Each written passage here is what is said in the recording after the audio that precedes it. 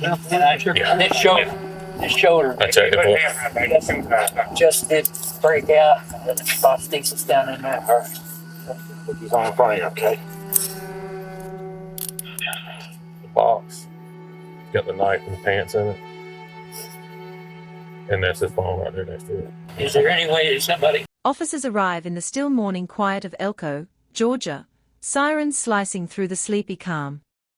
The call had come from a trembling neighbor, an elderly man, covered in blood, confessing that he might have killed his wife.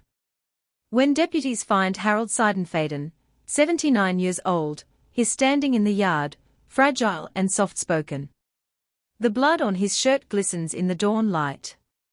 His hands tremble, but not from fear, from age. No one wants to believe this frail old man could be a killer. Yet the air feels wrong, heavy with something unspeakable. He just came up through my yard, all covered in blood. I guess what he's saying is he and his wife had a big argument, and he might have killed her. Okay, what's the address, sir? It's 2356 Elko Road. All right, and do you know where he is right now? Yeah, he just walked into my house. He's sitting in the kitchen. Does he have any weapons on him? Well, I found a knife, but she took it from him. Quickly, police rushed to the homes, waking up the quiet community of Elko, Georgia. Officers had little to no information about what happened, so they would take extreme precautions and look at everyone on the scene as a potential suspect. Give us the person on the call, please. Best I got is it's a male named Bud, possibly about 80 years of age. His number was should be in the residence with the caller. The caller's in the neighbor. I'm not sure on the address where it occurred.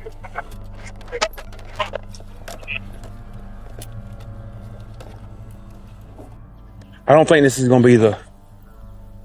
Come up here. What's going on, fella? Keep your hands up where I can see him. Where's he at? Where is he at? He's in my house with my wife. He called me. He said, Nate, are you home? I said, yeah. He said, have you got a gun? I said, yeah. I said, yeah, bud, what you need? He said, I need you to shoot me. Me and Deb had it out. She left. She gone. Yeah. I said, Brother Bud, I walk out to talk to him. Yeah. I walked out door and he's in the yard right here. Blood all over his shirt and everything. His hands. Where does he live? And the camper back there behind me. Do you know, is he in the house right now? Yeah. We're dealing with my wife. I mean, he's no danger. He ain't got no weapon. You're not going to get hurt, okay? Can you tell us what's going on? You okay? What's going on? I was supposed to get operated on Monday. I've been operated on for a full year. Shoulder. I tore the shoulder out to where they... You don't have anything on this right here. Where'd you get all the blood from? My wife and me. Where is she at? She's down in the house. She's a good woman, but me and her, she wanted me to get operated on Monday, and I wanted to wait on it. Okay. I've been operated on. Is she okay? She's gone. This is the exact moment that officers realized the severity of the situation. It's hard to assume the worst when your suspect is as calm and brittle as Harold is. They had no idea he had just killed his own wife. And it's not until Harold reveals she's likely dead that the officers realize there's a dying body that needs immediate attention. She's gone. Cover her, cover him. Come on.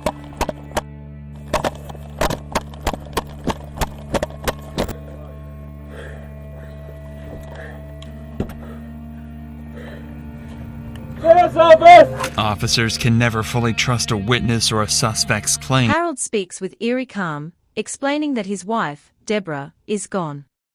Officers freeze. Gone? That one word flips the tone from uncertainty to dread. They move fast, guns raised, checking corners, peering through the broken stillness of the trailer. The man, who looks like someone's kindly grandfather, has just confessed to something irreversible.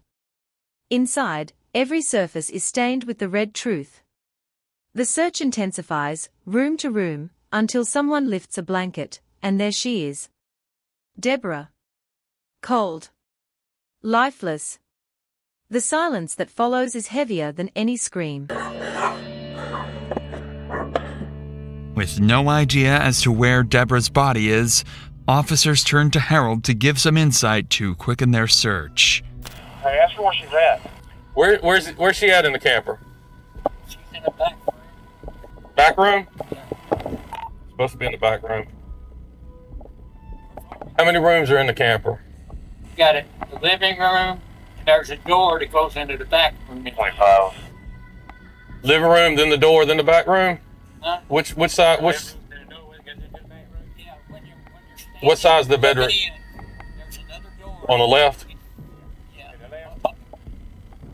No, yeah, on the left. You look back in the back. It's supposed to be living room, door to the left, then go to the back.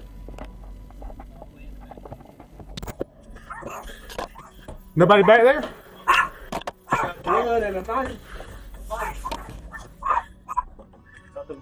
Nothing.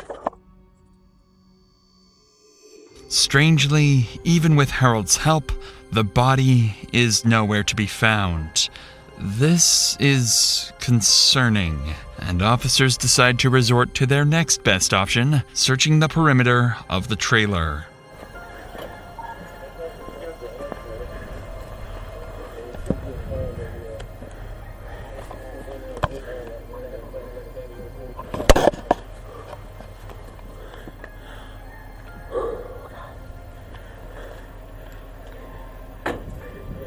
You good in there?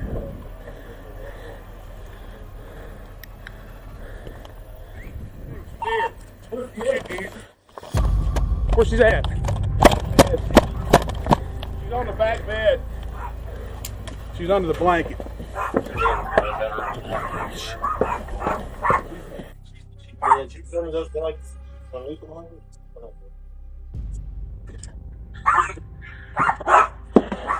Yeah, he covered up the blanket. The body was lying in front of the officer the entire time, and by the time they discovered her, it was far too late. Deborah Seidenfaden was dead.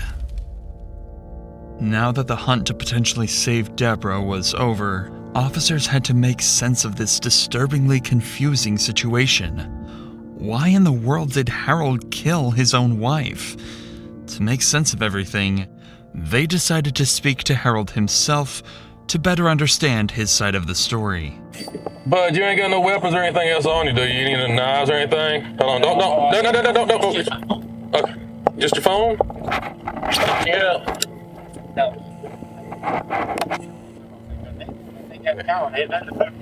Well, we didn't have exact on everything, so unfortunately we had to be safe, not sorry. And by us being safe, that actually keeps you safer.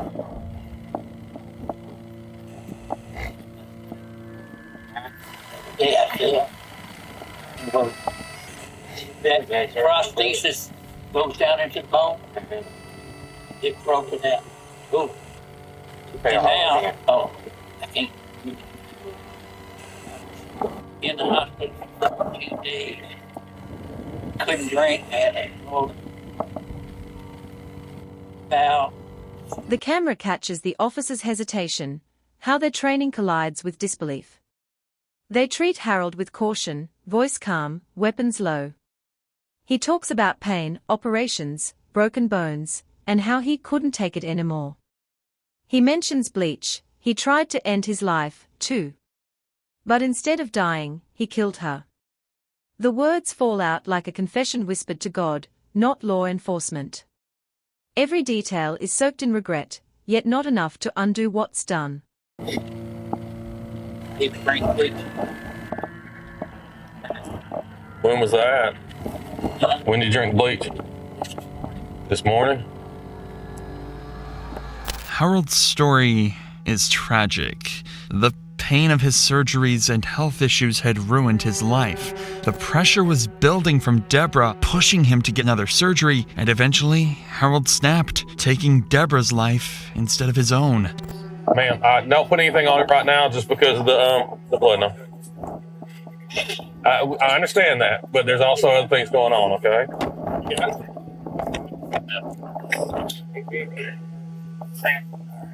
This shoulder. I checked it Just did break out. The prosthesis down in there. All right. He's on the front, okay? The box. It's got the knife and the pants in it.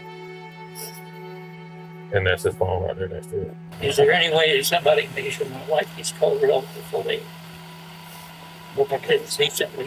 We're gonna make sure everything's taken care of. Now you gotta come over and we'll walk with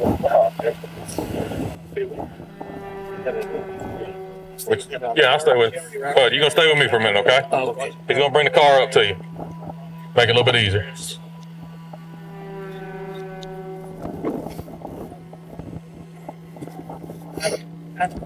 You're gonna have to slide. Put your other foot up there and then kind of push. Pull your left foot in. Oh, that'll be all right.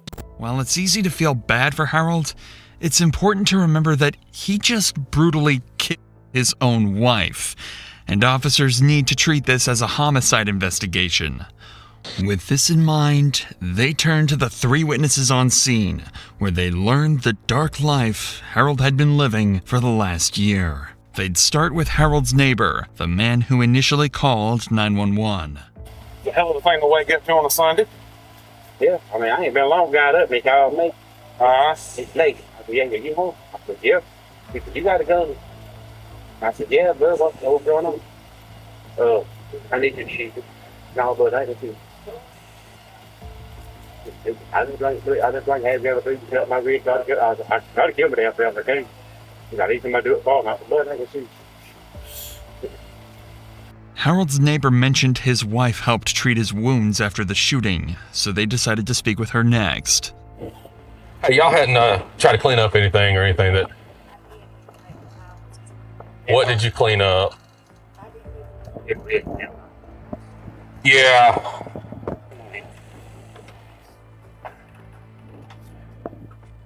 Right, but what did you clean up, though?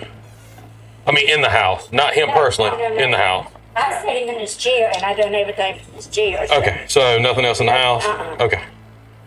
All right, that's fine. Okay. Just want to make sure. As investigators piece together the scene, neighbors describe Harold's decline, a proud man unraveling under the weight of pain and pressure. His wife had urged him toward another surgery. He didn't want it.